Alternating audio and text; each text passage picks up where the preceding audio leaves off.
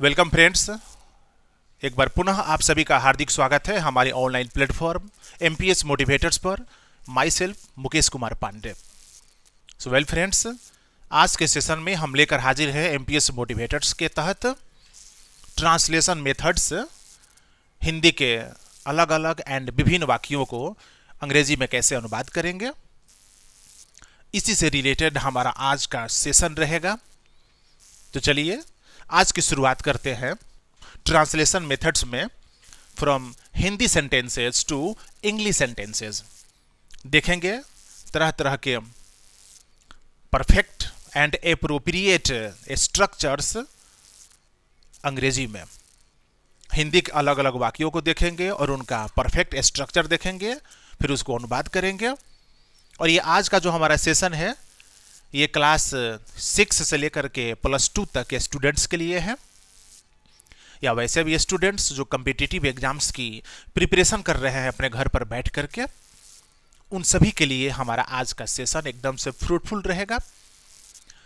आगे बढ़ने से पहले आप सभी से रिक्वेस्ट है कि वैसे सभी स्टूडेंट्स, व्यूअर्स, फ्रेंड्स जो अभी तक हमारे ऑनलाइन प्लेटफॉर्म, हमारे ऑनलाइन चैनल एमपीएस मोटिवेटर्स को सब्सक्राइब नहीं किए हैं, सब्सक्राइब करें हमारा चैनल। घर बैठे हर प्रकार के subjects, English, Hindi, social study, math, science, हर प्रकार के सब्जेक्ट्स के प्रिपरेशन के लिए 10 to 50 मिनट्स का समय निकालिए, अपनी प्रिपरेशन को स्ट्रॉन्ग कीजिए, अपनी परीक्षा को क्रैक कीजिए। तो आइए चलते हैं आज के सेशन में। ट्रांसलेशन मेथड्स में देखते हैं कुछ हिंदी सेंटेंसेस को अंग्रेजी में अनुवाद करते हुए। चलिए शुरुआत करते हैं स्ट्रक्चर नंबर फर्स्ट, यानी हिंदी के प्रथम पॉइंट पर चलते हैं। सो well friends, look on the board. Hindi के सेंटेंसेस दिए हो गया है। यहाँ अवश्य आओ, अवश्य खाना बनाओ, अवश्य पटना जाओ। जब इस प्रकार के सेंटेंसेस आपको मिलेंगे, इन्हें बोलते हैं इम्फैटिक सेंटेंस, जोरदार वाक्य। ये सभी हिंदी के सेंटेंसेस हैं और ये सभी इम्फैटिक सेंटेंसेस हैं, जिसको हिंदी में बोलते हैं जोरदार वाक्य। ये सेंटेंस इंपेरेटिव सेंटेंस है और इस इंपेरेटिव सेंटेंस को इम्फैटिक बनाया गया है। यहां अवश्य आओ, इसमें से अवश्य को हटा देंगे तो सेंटेंस बन जाएगा यहां आओ। जो जब उसमें अवश्य को जोड़ देंगे तो बनेगा यहां अवश्य आओ। जैसे ये सेंटेंस बना हुआ है, यहां अवश्य आओ, अवश्य खाना बनाओ, अवश्य पटना जाओ। इन सभी सेंटेंसेस में से अवश्य को अगर हम हटा देते हैं तो सेंटेंस होगा यहां आओ, खाना बनाओ, पटना जाओ, जिसे हम लोग बोलते हैं इंपेरेटिव सेंटेंस, यानी ऑर्डर दिया गया है, आदेश सूचक वाक्य। अवश्य को जुड़ जाने से ये इम्फैटिक हो गया, जोरदार वाक्य हो गया। आइए देखते हैं इस प्रकार के सेंटेंसेस को अंग्रेजी में ट्रांसलेट करने का स्ट्रक्चर क्या होता है। सो लुक फ्रेंड्स, शुरुआत होगी सबसे पहले डू से। ये डू देंगे तो सेंटेंस को इम्फैटिक बना देगा। Do plus V1 plus object plus other word, यानी अंग्रेजी में सेंटेंस की शुरुआत डू से होगी। आइए देखते हैं। फर्स्ट, यहां अवश्य आओ, डू कम हेयर, अवश्य खाना बनाओ, डू कुक फूड, अवश्य पटना जाओ, डू गो टू पटना। तो एकदम आसान है इम्फैटिक सेंटेंस बनाना। इस प्रकार के जब हिंदी सेंटेंस मिलेगा, ये इम्फैटिक है जिसमें अवश्य लगा हुआ है। सबसे पहले डू देंगे, V1 ऑब्जेक्ट अदर। अगर यह इम्फैटिक नहीं रहेगा तो आप इसमें से डू को हटा देंगे, डू हट जाएगा तो ये नॉन इम्फैटिक बन जाएगा।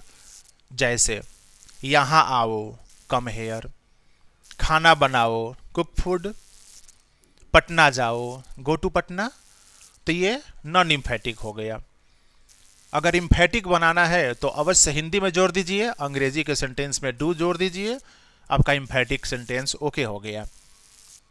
तो इस प्रकार के सेंटेंस जो इम्फैटिक होता है, जिस पर हम लोग स्ट्रेस लगाते हैं बोलने में, अर्थात किसी काम को करने के लिए हम लोग उस पर प्रेशर देते हैं, बल देते हैं कि आप इस काम को निश्चित रूप से कीजिए। इसको और हम हिंदी में कई प्रकार से लिख सकते हैं। यहां अवश्य आओ, यहां जरूर आओ, यहां निश्चित रूप से आओ, ये सब पर्यायवाची हो जाएंगे इस सेंटेंस का। ये जो हिंदी में आप देख रहे हैं, यहाँ अवश्य आओ, इस हिंदी सेंटेंस का पर्यायवाची से सेंटेंस होगा यहाँ जरूर आओ, यहाँ निश्चित रूप से आओ। सभी का अंग्रेजी एक ही होगा, डू कम हेयर। तो ये स्ट्रक्चर नंबर फर्स्ट एकदम इजी है सभी स्टूडेंट्स के लिए। इस पर प्रैक्टिस कीजिए। 25 to 50, 25 से 50 सेंटेंसेस को बनाइए, आपकी प्रैक्टिस एकदम फाइन हो जाएगी। चलिए आगे बढ़ते हैं, मेथड नंबर 2 पर चलते हैं। सो वेल फ्रेंड्स, चलते हैं मेथड नंबर 2 पर। So friends, look on the board, there are 3 examples of Hindi sentences. एक कलम है, राजा है, गांव में एक मंदिर है। इस प्रकार के अनगिनत सेंटेंसेस हम बोल सकते हैं। एक स्कूल है, स्कूल में बच्चे हैं, नदी में पानी है, नदी में मछली है। एक राजा था, एक साधु थे। अगर हम पास्ट टेंस में चलेंगे तो था थे थी लगा देंगे। अभी ये तीनों के तीनों सेंटेंसेस प्रेजेंट टेंस में हैं। सो वेल फ्रेंड्स, जब इस प्रकार के सेंटेंसेस आपके सामने आएंगे हिंदी में, तो यहाँ ध्यान देने की सबसे प्रमुख बात यह है कि इस प्रकार के सेंटेंस को जब अंग्रेजी में हम ट्रांसलेट करेंगे तो यहाँ कोई सब्जेक्ट नहीं है, कोई डेफिनिट सब्जेक्ट नहीं होता है। हिंदी में लिखा हुआ है, लेकिन इस प्रकार का सेंटेंस जब अंग्रेजी में बनेगा तो सेंटेंस की शुरुआत में कोई डेफिनिट, कोई निश्चित सब्जेक्ट नहीं रहता है। इस प्रकार के सेंटेंसेस की शुरुआत अंग्रेजी में देयर से होती है। देयर, जिसको इंट्रोडक्टरी देयर भी कहते हैं, जिसको डमी देयर भी कहते हैं, जिसका कोई अपना हिंदी मीनिंग नहीं होता है, जिसका अपना कोई एग्जिस्टेंस नहीं होता है, अस्तित्व नहीं होता है। शुरुआत देयर से होगी। आइए देखते हैं structure. So look friends, structure there plus is और are plus noun plus other word. आप देख सकते हैं शुरुआत हो रही है देयर से, और ये देयर जो डमी देयर है, जिसका कोई मीनिंग नहीं होता है। बस आप इतना समझ लीजिए कि सेंटेंस की शुरुआत करते हैं तो वहां देयर का प्रयोग करते हैं। उसके बाद हेल्पिंग वर्ब इज देंगे अथवा आर देंगे। अगर पास्ट टेंस में चलेंगे तो वाज देंगे, वेयर देंगे, किसी एक का प्रयोग करेंगे। अकॉर्डिंग टू नाउन, ये जो नाउन है, इस नाउन के अनुसार इज और आर का प्रयोग होगा। देयर के अनुसार वर्ब का प्रयोग नहीं होगा। ये रिमार्केबल रूल्स है, ध्यान दीजिएगा। देयर के अनुसार इज आर का प्रयोग नहीं होता है। अकॉर्डिंग टू नाउन, नाउन के अनुसार इज और आर का प्रयोग होता है। अगर नाउन सिंगुलर है तो वर्ब सिंगुलर, अगर नाउन प्लूरल है तो वर्ब प्लूरल होगा। आइए देखते हैं एग्जांपल्स। एक कलम है, देयर इज ए पेन। राजा है, देयर इज ए किंग। गांव में एक मंदिर है, there is a temple in the village. अगर सेंटेंस में नाउन प्लूरल है, दो कलमें हैं, देयर आर टू पेन्स। दो राजा हैं, देयर आर टू किंग्स। अगर आप इसको पास्ट में ले चलते हैं, एक कलम था, देयर वाज ए पेन। एक राजा थे, देयर वाज ए किंग। गांव में दो स्कूल थे, there were two schools in the village. तो इस प्रकार के सेंटेंसेस, चाहे वो प्रेजेंट में हो अथवा पास्ट टेंस में हो, हिंदी में इस प्रकार के सेंटेंसेस का जब अंग्रेजी में हम स्ट्रक्चर बनाएंगे तो शुरुआत देयर से होगी, क्योंकि देयर जो है उसका कोई अपना मीनिंग नहीं होता है। इस प्रकार के सेंटेंसेस में कोई निश्चित सब्जेक्ट नहीं है। तो well friends, structure number 2, method number 2 बहुत ही इंपॉर्टेंट मेथड्स हैं, बहुत ही इंपॉर्टेंट स्ट्रक्चर है। इसका रिवीजन करेंगे, 25 to 50 सेंटेंसेस का रिवीजन करें, बनाएं। आइए बढ़ते हैं, आगे चलते हैं मेथड नंबर 3 पर। सो well friends, method number 3, now look the Hindi sentences. मुझे कलम की ज़रूरत है, राम को पानी की ज़रूरत है, हम लोगों को पैसे की ज़रूरत है। अर्थात किसी वस्तु या किसी ऑब्जेक्ट की ज़रूरत होना। मोहन को घर की ज़रूरत है, मोहन को भोजन की ज़रूरत है, हम सबको मकान की ज़रूरत है। यानी किसी प्रकार का कोई नाउन की ज़रूरत होना, कोई ऑब्जेक्ट होना, कोई थिंग होना, कोई वस्तु होना। तो जब इस प्रकार का सेंटेंसेस मिलेगा जहाँ पर किसी वस्तु की जरूरत दर्शाई गई है अथवा लिखी गई है अथवा बताई गई है। तो आइए देखते हैं उसका अंग्रेजी में structure. So well friends, now look the structure. Subject plus need और needs. Need V1 and needs V5। Subject के अकॉर्डिंग, सब्जेक्ट के अनुसार नीड का भी प्रयोग होगा और नीड्स का भी प्रयोग होगा। किसी एक का प्रयोग करेंगे according to subject. Plus noun plus other word. I, we, you, they and for plural noun, इन सभी के लिए नीड का प्रयोग करेंगे। He, she, it, Ram, Sita, Mohan, Sohan and for singular noun, उनके लिए नीड्स का प्रयोग करेंगे। Plus noun plus other word.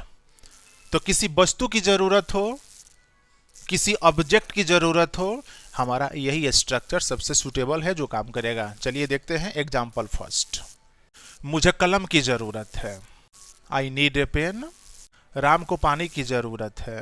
Ram needs water. हम लोगों को पैसे की जरूरत है। We need money. तो बहुत ही सिंपल सेंटेंसेज है।